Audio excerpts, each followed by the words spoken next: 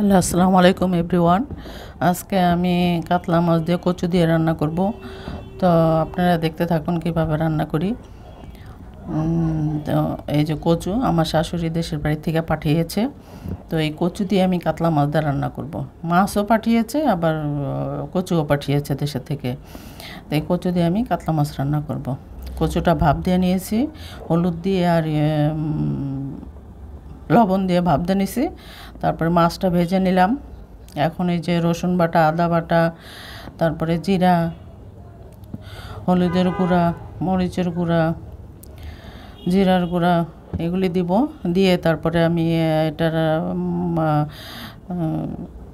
কচুটাকে ভালো মতো কষাবো, কারণ কচু তো শক্ত থাকে একটু। ভালো মতো এই যে পানি দিয়ে একটু পানি দিলাম, পানি দিয়ে তারপরে কচুটা ঢেলে দেবো এটার মধ্যে। লবণ দিলাম স্বাদ মতো।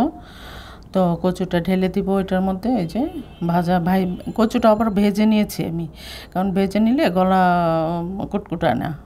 এই তো ভালো মতো কষাইতে হবে মশলার সাথে, ভালো মতো কষাইয়া তারপরে ঝোল দিয়ে দিব। এই যে তো 1 কাপ, তিন তিন কাপের মতো, 3 কাপ পরিমাণ মতো পানি দিলাম এটার মধ্যে আমি।